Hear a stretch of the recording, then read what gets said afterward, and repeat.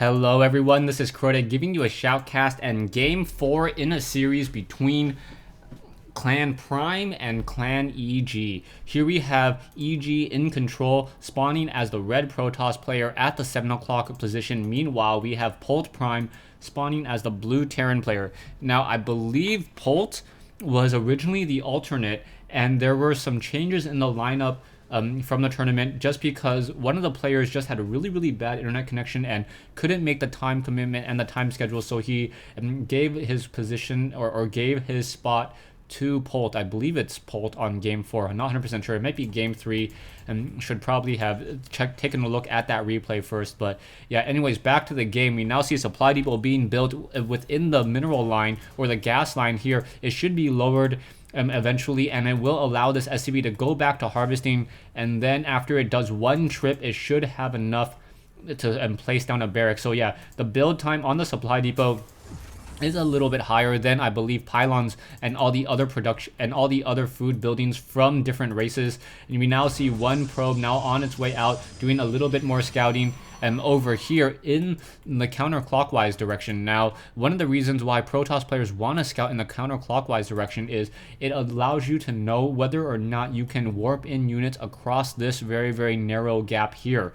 This is a pretty common strategy coming in from Protoss players. A lot of Terran players have responded by placing supply depots along their back door as well, ensuring that there are no zealots and stalkers able to simply run into their base and trying to cover two choke points at the same time. Now, we do see that Polt is pretty much doing a standard opening so far, and I'm also Incontrol pretty much doing a standard opening as well. I like the placement on the second pylon.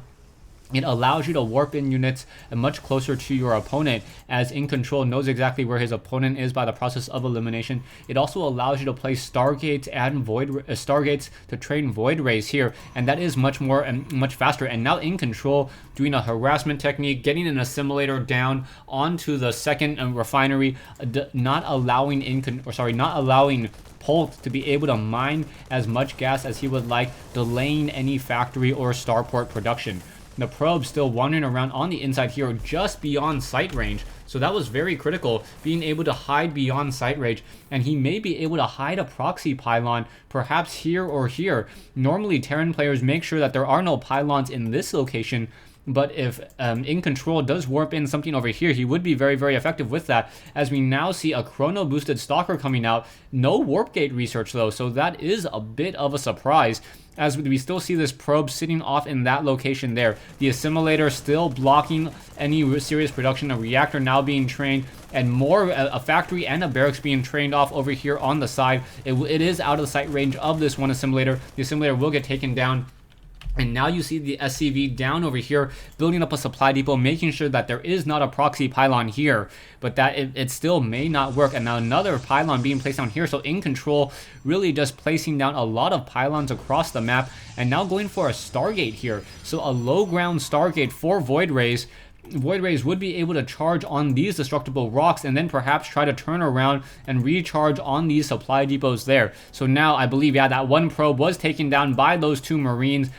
So no proxy pylon play will be coming in. We do see another gateway coming in, however. So it will be a 2-gate into a a 1 gateway, 1 Stargate into a 2-gate build.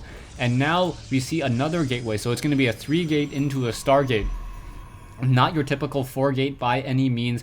I believe Void Rays will be trained, and Void Rays are going to be decently strong. However, I like Polt's unit combination here. He is going for reactor Marines with siege tanks, and that works out very well against the strategy that Incontrol is trying to do.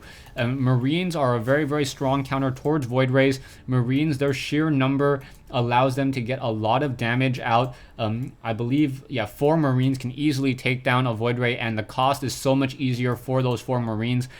Also, more Marines are still being pumped out. Siege tanks, on the other hand, are there simply to try to counter the stalkers. Siege tanks in StarCraft 2 have a very fast attack rate, able to fire at almost 1 shot per second, and also deal 25 damage against those stalkers, so that will be very effective as well. However, we do see some sentries coming out, so with a couple critically placed force fields or guardian shields that could completely change the outcome of any serious battle. We now see the probe trying to make its way over here. It will warp in a pylon, but it will see that there is a supply depot there, and the probe, being very smart, deciding not to warp in, not to place in the pylon there to try to warp in across that gap, as Marines would just sit over here and then shoot it down. One pylon still sitting off in this corner here, another probe sitting here, and now we're starting to see that siege tech. So two siege tanks, a couple SCVs, and Marines are moving out, gonna be able to shoot down that one probe there. The stalkers and the sentries need to run back home in a very, very big hurry, but I'm not sure if that will be successful, as the void rays are trying to destroy these destructible rocks in order to get up another expansion. So that may work out well for him. However, I do not believe those void rays will be able to hold their charge unless Incontrol doesn't have them hold their charge, and that is going to be an issue. One Marine now spotting up onto that high ground. One Marine was quickly taken down. The siege tank was able to get some splash damage and now needs to slowly make its push over. Army-wise, you can see mass Marines with siege tanks starting to do that slow push up, and those force fields are not going to be able to be placed down. We now see bunkers being dropped into play as well, as those void rays are just sitting back, not quite sure what they can do. The siege tanks with that very, very long range distance still able to get a lot of attack, and Marines not trying to pull back will be able to get under the cover, and now more Marines trying to focus down that bunker. The void rays are in the air, but the sheer number of Marines are going to be able to clean up this army very easily. Yeah, and Incontrol in trouble, as this Marine and siege tank army is just so powerful at this time. Marines now making their way back. Siege tanks should probably just continue to play leapfrog their way forward, getting a lot of damage in. The Marines need to pull back. The siege tanks are still a little bit too far away. This siege tank should try to move up, as the Marines are still coming out, trying to deal a lot of damage. We now see the stalkers trying to get in more damage, but not successful so far. Unupgraded Marines, naked Marines, just dealing so much damage towards this stalker army. Finally, the push continues as these Marines are continuing to push out. Bunker now has a couple Marines there, as those siege tanks are going to be able to start blasting away once again.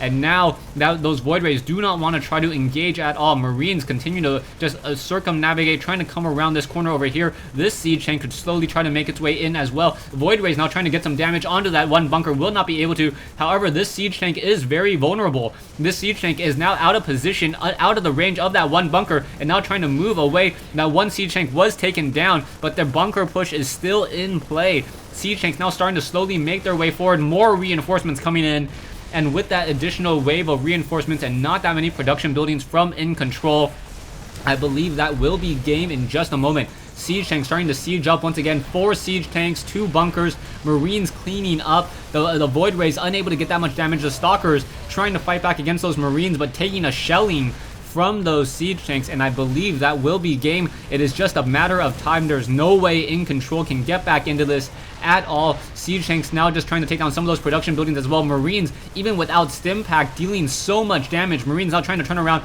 able to get off a couple quick shots against those zealots before they are within combat range, and there's the... Yeah, so Incontrol trying to become very, very aggressive, and it didn't really work out for him. No force field on the ramp was the start of the problem. He tried to move out. He did have one proxy pylon here, but even if he tried to warp in any units, they would not have been able to get up that ramp, not as Polt was able to continue to reinforce this front door with more siege tanks and more Marines. So that void ray control, it really didn't, that void ray stalker just completely melted, and it was, I believe, just a poor decision making coming in from Incontrol. Incontrol was never able to really spot out what Polt was doing. Double reactors on 2 racks with a siege tank and siege tech, and that was just a perfect combination of units to deal with the stalkers and void rays that Incontrol was going for. Thanks for watching. Thanks for listening. I hope you guys enjoyed this 1v1 game between Incontrol and Polt Prime here in the Delta Quadrant.